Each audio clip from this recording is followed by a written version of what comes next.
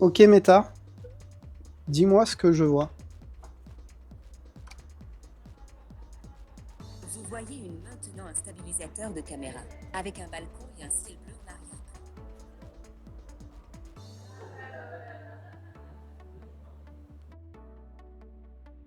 Bonjour et bienvenue dans cette nouvelle vidéo. Je pense que tu l'as compris, on va parler matos, on va parler tech, puisque là j'ai les Ray-Ban Meta, les Wayfarer, et c'était pas prévu, hein, parce que c'est des lunettes qui à la base m'intéressaient.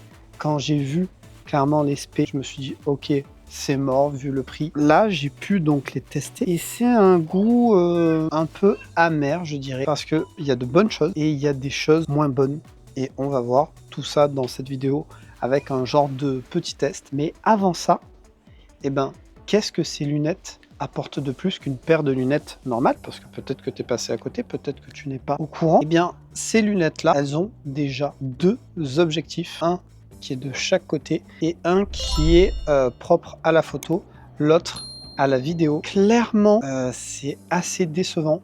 De toute façon, je vais faire les points forts et les points faibles avec la conclusion. Là, juste, je fais une petite présentation. Il y a également de chaque côté des petites enceintes qui sont situées par là. Donc parfait pour pouvoir écouter de la musique, pour pouvoir recevoir des appels, puisqu'il y a 5 micros dans ces lunettes-là. Alors que ce soit les Wayfarer ou c'est les Scalar, je crois, les autres. Enfin, l'autre modèle qui est disponible. Donc ça, c'est plutôt cool. Il y a un touche sensitif ici pour pouvoir faire une augmentation de volume, activer ou désactiver, raccrocher ou répondre par exemple, ou mettre pause à la musique. Il y a la charge qui est ici, là où il y a le nez. Alors forcément, notre nez ne touche pas. Ça se porte super bien. C'est assez discret, hein. Je veux dire, là, d'ici, tu vois peut-être pas les caméras. Si tu prêtes pas attention, tu peux totalement passer à côté. Donc moi, j'ai la version avec les verres polarisés. Donc, lunettes de soleil, c'est celle que tu vas trouver le plus. Elles existent aussi avec les verres classiques transparents et avec les verres de transition. Et je reviendrai dessus parce que le verre de transition... apparemment, c'est pas si fou que ça. Ajouté à tout ça, il y a une IA, enfin une IA, je dirais plus un assistant, Meta. Meta, donc tout simplement, c'est Facebook, Instagram, hein, voilà, qui est sous la coupe Meta maintenant, qui permet du coup de faire des traductions, de te dire ce que tu vois, de te donner des infos sur ce que tu vois. Ça peut être pratique en vrai si tu voyages dans un autre pays, si tu visites même dans ton propre pays, mais un musée ou quelque chose comme ça. J'ai pas eu l'occasion de tester, mais ça peut peut-être, je pense, être une bonne chose. À savoir aussi qu'il y a plein de fonctions qu'on n'a pas forcément parce que il y a des conditions avec l'utilisation des IA que tu n'auras pas par exemple en Angleterre et dans d'autres pays. Ça s'est mené à évoluer, mais c'est comme ça. On va passer directement, je pense pas que ça va être une vidéo très très longue, de toute façon il y a des vidéos sur ces lunettes là. Moi c'était juste pour faire un petit retour en soi sur ça, et puis voilà, donc on va passer au point fort, et puis si je dois revenir sur certains points, je viendrai, ça me permettra de faire ça. C'est même mieux, je pense.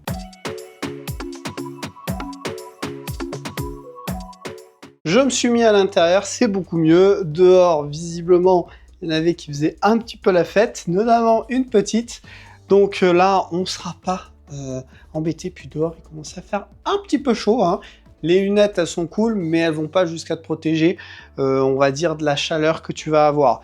Donc, venons-en au point fort concernant eh bien, les Wayfarer de Meta Ray-Ban. Je ne l'ai pas précisé, mais du coup, Meta s'est associé à Ray-Ban. Ils l'ont aussi fait avec une autre marque. Je crois que ça se dit AOK, un truc comme ça. Mais c'est en soi le même délire. Alors, les avantages, les points forts de ces lunettes. Eh ben, premièrement, c'est que c'est pas simplement des lunettes, c'est tout simplement un outil qui va pouvoir te permettre de créer des souvenirs, d'être multimédia, de pouvoir répondre au téléphone, ce genre de choses. Là où, eh ben sinon, de base, il faut que tu aies ton téléphone ou il faut que tu aies des écouteurs, ce genre de choses. Là, tu as une paire de lunettes, donc ça, t'as pas besoin d'avoir des trucs dans les oreilles, t'as pas besoin d'avoir ton téléphone dans la main. Il y a tout sur cette paire de lunettes, et ça, c'est un gros avantage. C'est simple, hein. Moi, depuis que je les avais, je n'utilisais plus mes buds. Alors, la qualité audio pour de la musique, c'est pas du tout la même. Mais là, on a vraiment juste des petites enceintes au-dessus des oreilles. C'est vraiment... du coup, c'est léger. T'as pas ce truc d'avoir ou d'un un peu mal aux oreilles à cause des écouteurs ou d'un casque par exemple. Là, c'est vraiment totalement différent. Et c'est là un autre avantage, c'est que c'est discret, ce système d'écoute. Parce que si tu le mets à fond, évidemment, s'il n'y a pas de conversation, si c'est assez calme, les gens pourront entendre ta musique ou éventuellement la personne qui te parle sans forcément tout comprendre. Mais si tu baisses un peu le volume, et ben là, il y aura que toi qui entendras et les autres n'entendront pas. Autre chose, tu as tes lunettes, je sais pas, admettons, tu es avec des potes ou en réunion, tu reçois une notification ou un message audio, eh bien tu vas pouvoir l'entendre sans forcément que les autres le captent. Alors après, si tu dois y répondre, que tu dois dire devant tout le monde, message, genre de choses, capteront peut-être, mais au pire des cas, tu réponds à l'écrit ensuite. Mais tu peux avoir sans avoir à reconnecter ou à te connecter. Je veux dire, les buds, moi je les ai, mais je les ai pas H24 sur les oreilles. Donc ça m'arrivait, par exemple, dans la voiture, je conduis, j'avais un appel, si j'avais pas les buds, ça peut être chiant, etc. Sauf si tu as le Bluetooth directement dans la voiture. Alors que là, avec ça, t'es dans la voiture, t'as ta mère qui t'appelle, un pote, ta copine, ton copain, bah hop, c'est connecté directement et tu peux lui répondre. Il entend super bien, en tout cas, j'ai pas eu de problème de ce niveau-là. J'ai même appelé ma grand-mère avec et ma grand-mère m'entendait très bien. Alors, elle a pas de problème d'audition, mais c'est pour te dire que ce soit avec des gens plus jeunes, des gens moins jeunes, etc., j'avais pas de problème. Là où, par exemple, avec d'autres outils, bah, des fois, c'était un peu plus dur des fois de se faire comprendre. Donc ça, c'est un très bon point aussi. Au niveau des micros, ça fonctionne très bien. Et le système son. Alors, au niveau des haut-parleurs, je précise quand même, si tu écoutes de la musique où il va y avoir de la basse fréquence, donc c'est à peu près dans toutes les musiques, hein, tout ce qui va être des kicks, des subs, etc., tu vas quasiment pas les entendre là. En tout cas, à fort volume, au volume maximum. Par contre, j'ai remarqué qu'en le baissant, en étant à peu près à moitié ou légèrement moins, eh bien là, on avait quand même un peu plus de présence dans les basses fréquences. Sans doute que ça joue avec un peu moins au niveau de la membrane, puisque le volume est plus bas. Quoi qu'il en soit, ça serait un détail à améliorer, d'avoir, je sais pas du tout, là, je serais curieux d'ouvrir pour savoir. Ça doit être un tweeter qu'il y a dedans, ou je sais pas. Mais bon, regarde la finesse, hein, la finesse de la branche, et c'est là, c'est ici, c'est ici qu'il y a tout simplement le système son. D'ailleurs, il y a un micro juste à côté. Il y a, je sais pas si on verra, mais là, il y a un... Voilà, là, on peut voir le trait, c'est là où il y a l'enceinte. Juste à côté, il y a un petit trou, je sais pas si on le verra, c'est le micro. Donc ça tient vraiment dans rien, c'est encore plus petit finalement que des écouteurs, donc il faut en tenir compte. C'est pour ça que c'est un avantage, un inconvénient, mais pour la taille que c'est juste ouf, c'est vraiment bien. D'ailleurs, quand j'ai les lunettes, en général, je ne les quitte plus. Je fais tellement tout avec, j'ai plus besoin de manipuler avec les mains, la main, le téléphone ou ce genre de choses, je peux tout faire. Autre avantage, c'est tu peux prendre une photo ou une vidéo et la poster directement sur les réseaux. Ça, c'est vraiment fort. T'es là, tu veux faire une story, t'as par exemple Loki qui est en train de jouer, et ben je peux le filmer et poster ça directement. Alors, tu peux pas ajouter une légende ou ce genre de choses, mais ça peut être pratique si tu veux partager vite fait des moments sans forcément ajouter une légende, un commentaire, ce genre de choses. Donc ça, pareil, c'est une réelle force. Une des grandes forces, et c'est vrai que je l'ai pas dit, mais c'est très important, c'est le poids d'une paire de lunettes classique. Tu n'as pas de différence. Moi, je veux dire, quand je les porte, j'avais pas une sensation de lourdeur, j'avais pas une sensation de gêne. C'est vraiment... Vraiment, si tu es quelqu'un qui a l'habitude de porter des lunettes, tu ne verras aucune différence. Si tu es quelqu'un qui aime pas de base les lunettes, peut-être que tu n'apprécieras pas plus que ça. Mais je n'ai vraiment pas ressenti d'inconfort à les porter. Et comme je l'ai dit, des fois, je les portais très souvent. Qu'est-ce que je peux dire d'autre comme avantage? C'est à la fois un avantage et un inconvénient, la batterie, qui, dans un sens, si tu les... Admettons, si tu utilises les lunettes le matin pour partir au travail et qu'après tu les utilises plus jusqu'à la pause pour sortir dehors ou le soir repartir. Les lunettes, elles peuvent te durer en batterie 2 jours, peut-être 3, à peu près ce qu'elles m'ont tenu. Par contre, si tu les as de longue, du matin, entre guillemets, au soir, avant même d'arriver au soir, il aura fallu que tu les recharges. Après, elles sont fournies avec un étui qui fonctionne comme les buds, tu les mets dedans et elles se rechargent. Donc pour ça, t'as pas de problème, hein, si tu l'utilises pas pendant un certain temps, quand tu es au bureau, ce genre de choses, tu mets dedans et elles vont se recharger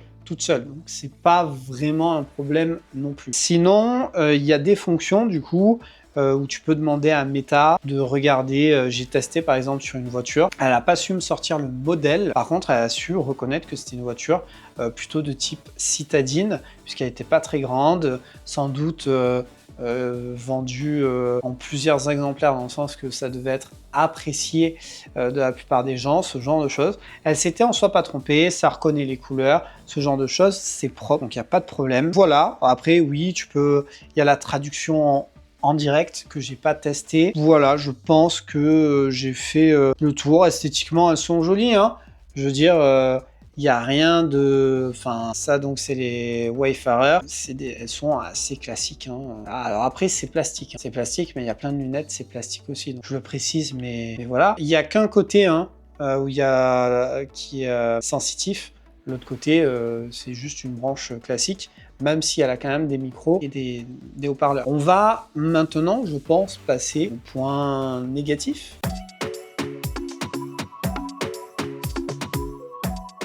Alors, pour les points négatifs. Pour moi, le gros point négatif, c'est au niveau des objectifs.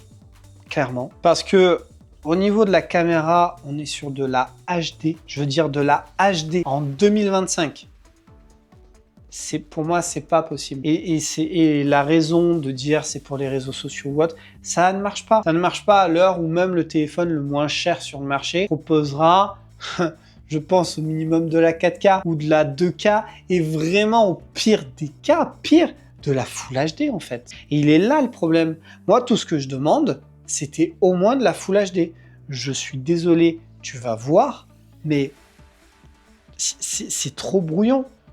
Pour quelqu'un, pour du pro ou du semi-pro, voire même juste un passionné, c'est pas bon. L'image, même pas en arrière-plan, mais l'image en premier plan, elle est pas du tout bien définie.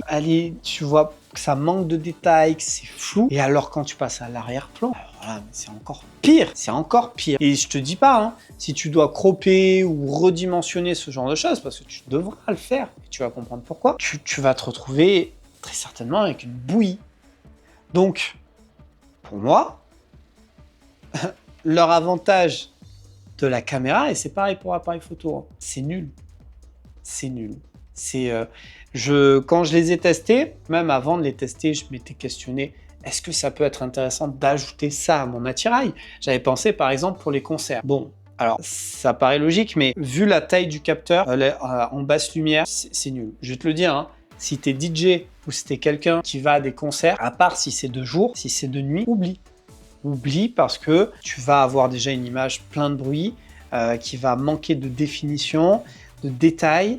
Des fois, tu verras même rien du tout. Alors, à part si tu te balades avec une loupiote pour pouvoir t'éclairer, pratique, ça ne sert à rien. Vraiment, ça sert quand tu es au grand jour ou avec de la luminosité, ce genre de choses. Alors, vu la taille des capteurs, c'est pas ça qui fait que je leur en tiens rigueur, hein. Pas du tout, mais c'est justement le à côté. Le à côté qui fait que on est sur de la HD. On est sur un format qui n'est ni du paysage, ni du portrait. C'est-à-dire que si tu veux filmer, tu peux, mais tu n'auras pas une vue paysage. Si tu dois faire un redimensionnement pour du paysage, j'imagine même pas ce que tu vas avoir en résultat. Et si tu veux faire du portrait, tu vas devoir crop un peu, redimensionner, et tu risques d'avoir une image qui sera forcément moins belle déjà que ce que tu as pris, puisque en fait c'est toujours pareil, si ta base elle est top, ton résultat sera top même si tu le redimensionnes, mais si ta base est pas ouf, on en vient à notre problème, toujours lié à la vidéo, à la photo, aucun paramétrage. Donc on ne peut pas choisir dans quel format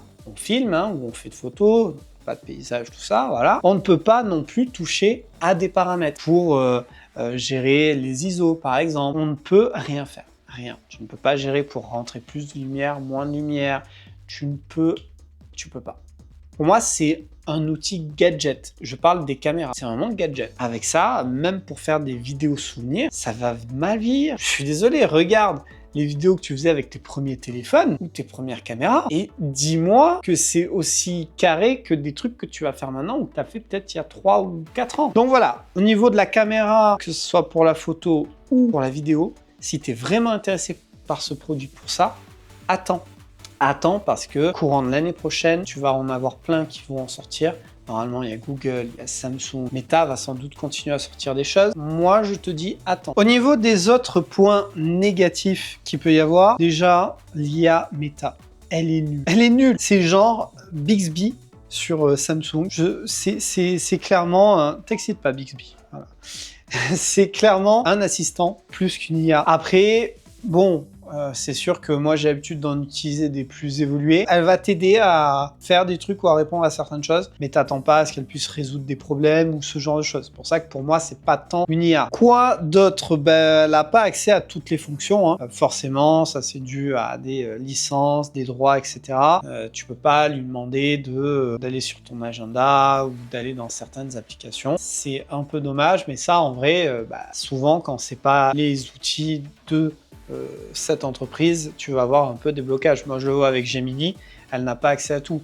Note de Samsung, elle ne peut pas l'ouvrir par exemple. Mais bon, je le mets quand même dans les points un peu négatifs parce que ça te limite quand même à pas mal de choses. Meta, tu te doutes, tout ce qui va être application qui appartient à Meta, WhatsApp, Facebook, Instagram, enfin tout ça, tu n'auras pas de problème. Dès que tu commences à sortir un peu de ça, ça deviendra un peu plus compliqué. L'autre chose aussi, c'est au niveau de comment parle Meta.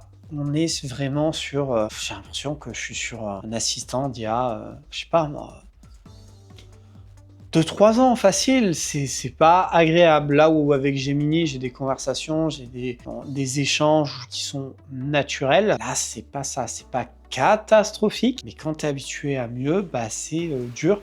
On parle quand même d'une paire de lunettes qui est aux alentours de pratiquement 400 €. Elle, c'est 370, 75, il me semble, mais on est dans ces eaux-là. Alors après, c'est une paire de lunettes qui va te suivre et qui a à la fois la fonction de lunettes plus des fonctions en supplément. Mais c'est là le truc, c'est pour ça que pour moi, ça manque encore un peu d'évolution sur certaines choses. En autre défaut, le son. Alors j'en ai parlé dans les points forts, mais il est très très limité. Comme j'ai dit, si on baisse pas un petit peu le son, on n'entendra pas forcément toutes les fréquences, tous les instruments, ce genre de choses. Enfin, ça mérite d'être amélioré en fait. Avec des écouteurs, on arrive à avoir des choses dingues, avec des casques aussi. Donc il faut que ça soit la même chose pour ça. Donc ça va venir, hein, j'ai aucun doute sur ça. Voilà, c'est pas fou. Pour les appels, c'est bien. Pour écouter de la musique ou je sais pas, regarder Netflix, c'est moyen. Ce que je mettrais en défaut aussi, c'est au niveau des verres. Donc là, c'est des polarisés, des solaires qui sont en soi très bien. Mais j'aimerais bien une option où je pourrais avoir les verres de base transparents et ensuite je pourrais y mettre comme un filtre dessus, ça existe pour certaines lunettes, qui serait peut-être moins performant ou peut-être moins bien sur certains points que si j'avais des polarisés.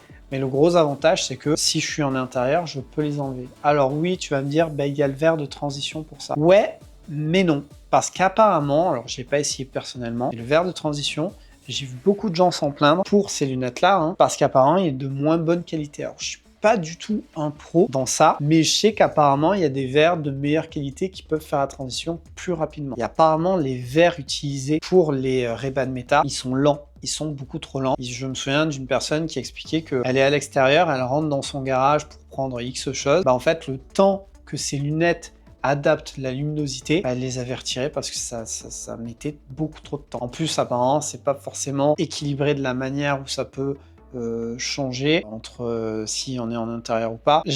Moi à la base quand je voulais me les prendre, puisqu'à un moment donné ça m'avait chauffé, j'en avais calculé, j'en avais à peu près pour 800 parce que je voulais justement plein d'options pour que ce soit des lunettes qui soient OP. Heureusement que je l'ai pas fait parce que je pense que je le regretterai. Il y a vraiment des gens, beaucoup de commentaires sur ça qui ont fait des retours. Donc je pense que ce qu'ils disent en soi, c'est la vérité. Alors, le conseil que j'aurais donné, c'est où tu prends des polarisés, ça, il n'y a pas de problème, ou tu prends les classiques verts transparents. Le seul truc, c'est que les deux ont un avantage et défaut. L'avantage du polarisé, tu es en extérieur, tu conduis en voiture, tu as le soleil et tout ça, tu es protégé. L'inconvénient, c'est que, comme je l'ai dit, elles sont tellement bien sur certaines fonctions que quand je rentrais dans le magasin pour faire mes courses ou dans un lieu, etc., ou même chez moi, tout simplement, quand tu n'es plus en extérieur et que la luminosité n'est plus la même, c'est pas hyper agréable forcément d'avoir du polarisé sur les yeux.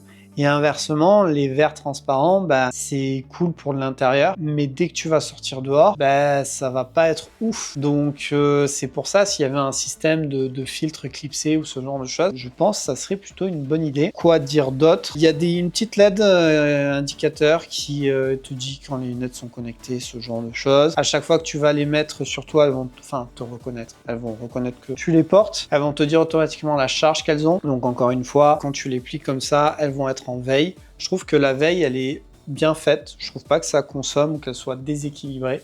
Donc ça, c'est une bonne chose. L'application est pas folle. L'application est pas folle. T'as accès à aucun paramètre. Tu peux juste transférer tes photos. Voilà, tout simplement. T'as quelques petites choses, mais c'est pas fou. C'est vraiment strict minimum. Autre chose aussi, à savoir que ces lunettes, si tu les perds, tu te les fais voler, ce genre de choses, ben la personne, si elle les trouve, elle a juste à télécharger l'application Meta. Et en fait, ça va capter qu'elles sont déjà connectées ailleurs.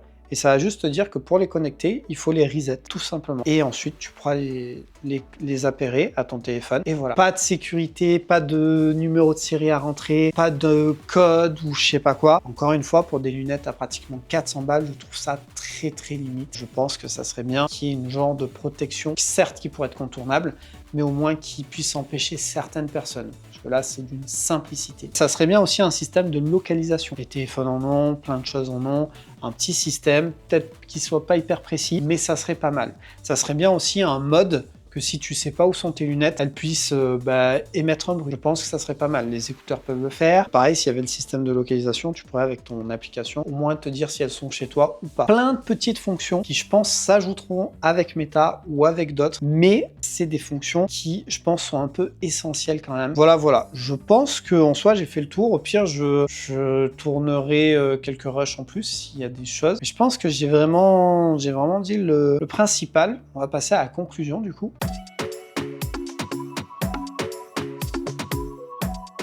La conclusion du coup pour ces lunettes Meta Ray-Ban. Alors, c'est doux amer, clairement, parce que comme j'ai dit, hein, je m'y suis vite habitué. Des fois, je les ai sur le nez. C'est pas que je l'oublie, mais je fais tout avec. Je vais être sur Insta, je vais regarder des Reels, je vais répondre à des conversations, je vais envoyer des messages en vocaux. Ça fait sa vie tout seul. C'est encore une fois pas comme des écouteurs que au bout d'un moment ça va peut-être te gêner. Oui, tu vas avoir l'impression qu'il sort un peu. Ça ne bouge pas. C'est sur ton nez, c'est sur tes oreilles, ça ne bouge pas. Et malgré les défauts, c'est pratique. Maintenant, honnêtement, pour le prix, je te déconseille. Sauf si vraiment tu as de l'argent, ou que tu es curieux et que tu tiens compte de tout ce que je t'ai dit et que pour toi ça te convient. Pour les créateurs de contenu pro, semi-pro, j'ai des conseils aussi.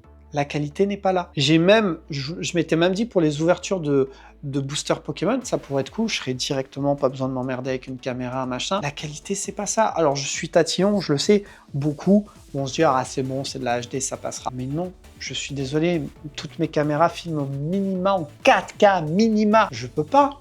C'est mort, je ne peux pas, je ne vais pas revenir en arrière. Ça n'a aucun sens. Là où je veux en venir, les fonctions finalement que je kiffe le plus, c'est celles qui sont censées être secondaires, c'est le système son et les micros. Pour passer les appels, les recevoir, envoyer des messages, écouter les messages, de temps en temps écouter un peu de musique parce que c'est pratique en vrai. Tu es même au bureau, au travail, tu peux écouter la musique, personne ne capterait, tu vois. Mais les fonctions photo, vidéo, nul.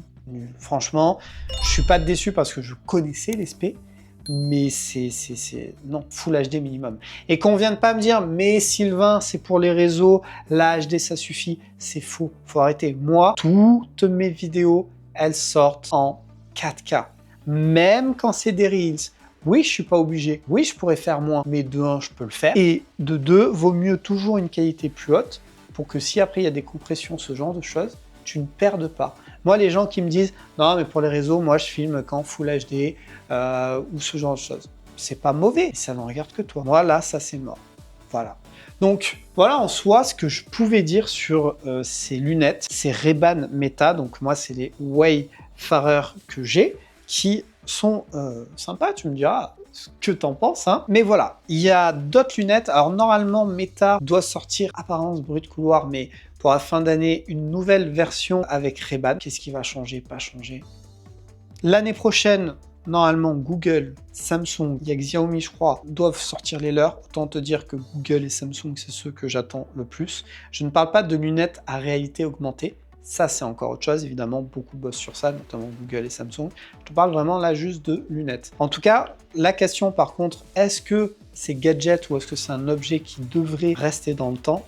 Moi, je te le dis, une fois que ça sera bien équilibré, une fois que tu as goûté, tu le garderas. Je veux une lunette connectée. Je suis prêt à attendre et je suis prêt à mettre un peu plus cher s'il faut, mais je veux des lunettes connectées. Depuis que j'y ai goûté, je ne peux pas m'en passer.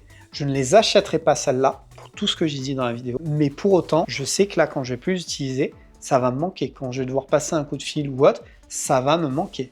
Je le sais. Une fois que les caméras seront OP, mais attendez-vous à ce qu'il y ait du contenu de fou. Là, c'est pas le cas parce que pour moi, je veux pas vous offrir quelque chose en dessous de la qualité que je vous offre jusqu'à présent. Et je me vois pas faire ça avec cette qualité tout simplement. Donc, reste à l'écoute. Si je peux essayer ce qui arrivera, je le ferai, évidemment. Je sais qu'il y a une autre entreprise que je ne connais pas, qui doit en sortir là en fin d'année, aux alentours de 200 € ou un peu moins de 300. Je me tâte à peut-être les prendre parce qu'elles ont l'air vraiment pas mal. Le design un peu moins, mais par contre les fonctions ont l'air plutôt pas mal. À voir, j'ai pas dit, mais là il y a un bouton qui permet d'activer ou de désactiver les lunettes.